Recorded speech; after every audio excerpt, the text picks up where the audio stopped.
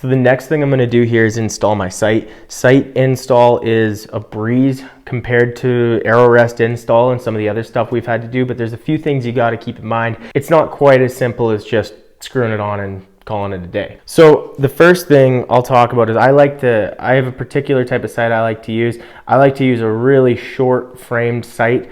I like my sight to be as close to my riser as possible, because it protects it and it also keeps my pin gap really tight. I'm a big believer in less moving parts being a good thing, so I shoot 7-pin fixed.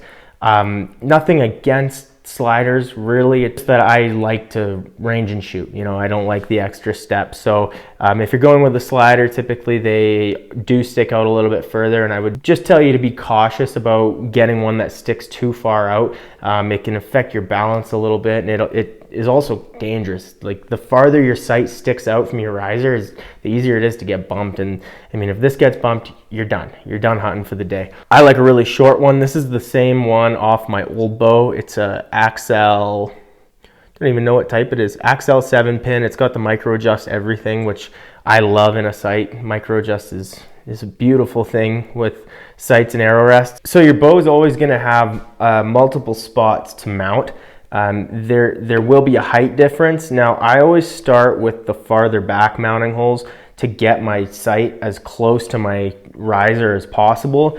If you start shooting and realize that you need the whole thing to move down, well, then you're forced to move up, and that's okay. And then again, you have multiple holes on your sight. I'm going to pick the furthest ones back.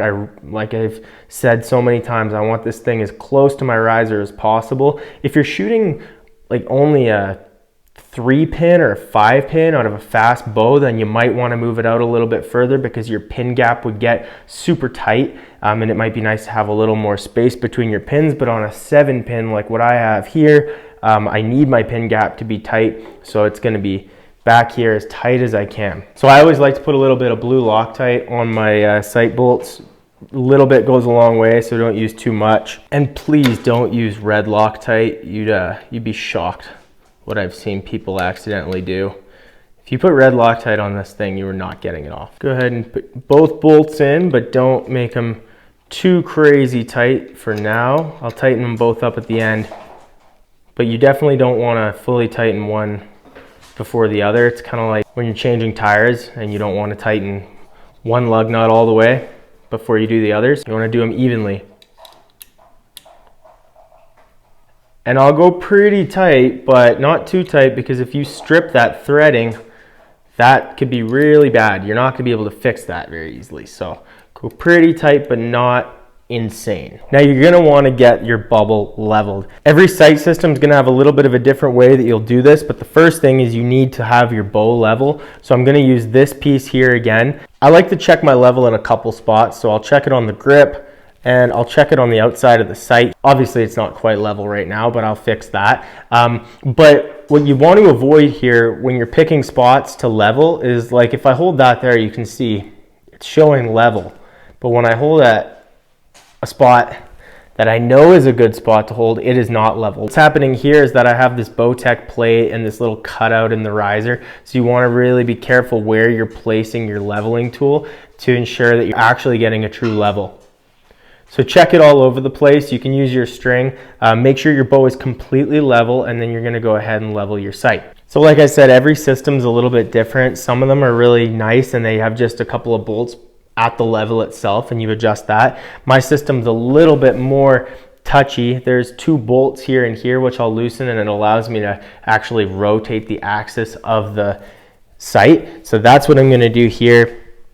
It's going to be tricky to show you exactly how and what I'm doing, but the point here is that I'm figuring out what needs to move on my sight in order to adjust its angle or level, and I'm going to do that and can go back and forth verifying between my bow's level and my sight's level that they're both perfect until they both perfectly match. That's going to be really important for your accuracy. And like I say, if you don't have a sight that you can do this on, just don't worry about it. You're done.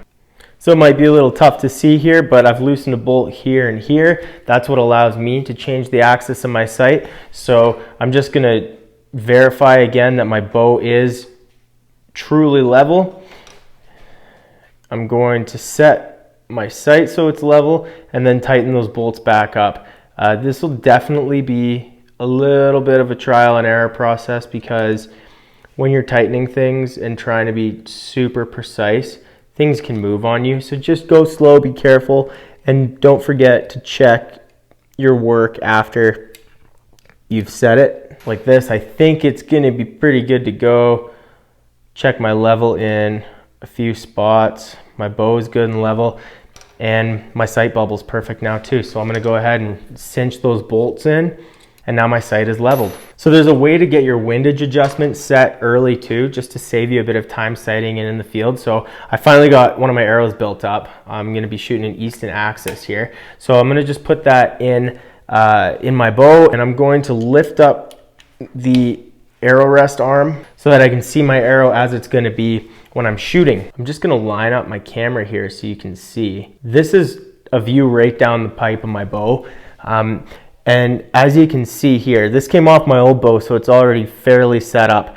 But what you're gonna do is, you know that your arrow rest is in the right position because you've set center shot. Now, there still might be some adjustment on the cams or on your yokes to go, but this is gonna be really close in terms of getting your sights left and right sorted out. You'll get this position set up with your view directly behind it, and then whichever way your pins need to go until they fall perfectly in line with the arrow here, string, and your pins directly behind it, set that up. That's gonna save you a bunch of shots in the field just to get that left and right set up. So now that's it, your sight is set up. You can definitely take this a step further if you want to get into the third axis leveling and all that type of stuff. It's a video for another day, we can say that. Now you might be tempted to go just start shooting your bow, but there's still a few more steps, and I'm sorry to break that to you, but there are some really fine details now that need to be ironed out in order to ensure that your arrow is going to shoot broadheads just like your field points, because that is the whole point of this whole thing. So that's the next thing we're going to talk about. Tune into the next part of the video series.